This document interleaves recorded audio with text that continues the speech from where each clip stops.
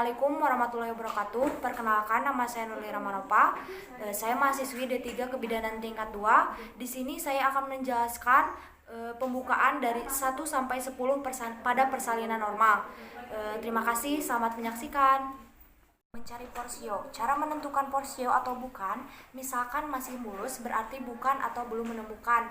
Jadi kalau bentuknya bulat, lunak, tebal, tipis ataupun tipis tergantung pasien itu adalah porsio. Jadi diibaratkan tangan yang dikepal lalu diraba pas bagian tangan atas diraba mulus kan? Nah, kalau misalkan diraba terus menemukan seperti lubang seperti ini dan jari belum bisa masuk berarti belum ada pembukaan. Tapi kalau sudah bisa masuk satu jari, nah itu ada pembukaan satu, yaitu 1 cm. Kalau misalkan jari kita bisa masuk, nanti kan ada menemukan selaput ketuban. Jadi antara selaput ketuban dan dinding atau sekeliling dari porsio itu akan berbeda. Kalau selaput ketuban itu kayak kita meraba plastik. Nah, kalau meraba kepala itu keras. Dan kalau porsio itu teksturnya lunak dan lembek. Pokoknya porsio itu bayangan dari tangan yang dikepal. Nah, seperti ini. Itu adalah proses membukanya leher rahim atau serviks. Ibarat balon yang diikat ujungnya, yang ujungnya itu bisa membuka sedikit demi sedikit sehingga bayi dapat keluar dari jalan lahir. Nah, jadi untuk pembukaan itu diukur pakai jari tangan. Pemeriksaan masuk ke dalam jalan lahir yang akan mengecek berapa sentimeter kah kira-kira pembukaan jalan lahir. Jadi pembukaan umum dipastikan bagi ibu yang akan atau dipastikan melahirkan secara normal, yaitu dilatasi atau dilatasi serviks. Jadi dengan cara ini bidan dapat mengetahui ini termasuk pembukaan berapa dan lahirannya kapan. Proses pembukaan dari 1 cm sampai 10 cm.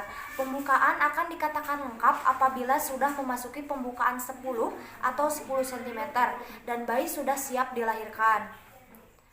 Pembukaan 1 biasanya ibu akan merasakan kontraksi palsu yang akan terjadi beberapa saat kemudian hilang. Dan begitupun seterusnya. Namun terjadinya tidak sesering itu kalau diperiksa dengan menggunakan jari yang masuk hanya 1 jari. Nah, seperti ini. Jadi dikatakan pembukaan 1 cm. Pembukaan 1 sampai 3 cm itu belum pasti ibu belum tentu akan melahirkan pada saat itu juga. Jadi bisa 1 atau 2 minggu kemudian.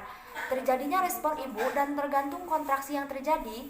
Kalau kontraksi yang semakin sering terjadi proses persalinan bisa cepat.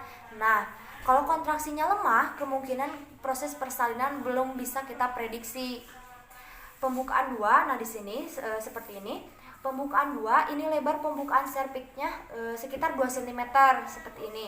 Nah, pada pembukaan 2 ini kontraksi yang terjadi juga ada lalu hilang kembali, ada lalu hilang kembali. Dan ibu masih terasa biasa dengan kondisi pembukaan 2 ini. Namun apabila datangnya kontraksi ibu bisa meringis, tapi setelah itu kembali seperti biasa. Nah, bila diukur seperti ini pembukaan 2.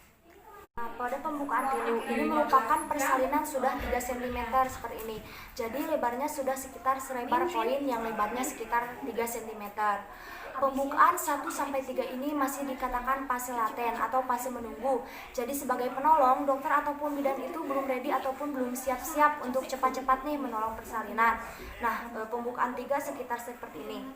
Pembukaan 4, lebar mulut lahir sekitar 4 cm.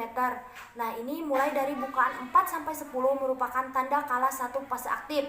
Artinya, kalau sudah masuk pembukaan 4, sudah bisa diprediksi ibu akan lahir pada kurang lebih 12 jam mulai dari sekarang dan 12 jam berikutnya. Nah, pembukaan 4 sekitar seperti ini. Segini. Pembukaan 5, serviks 5 cm, kontraksi semakin sering kalau sampai pada pembukaan 5 dan ketuban masih utuh. Dan yang paling bagus ibu tidak dianjurkan untuk rebahan atau tiduran, tapi ibu dianjurkan untuk aktif mulai dari bergerak, makan minum yang cukup, melakukan simulasi puting susu pada kontraksi semakin cepat. Nah, pembukaan 5 sebesar ini ya.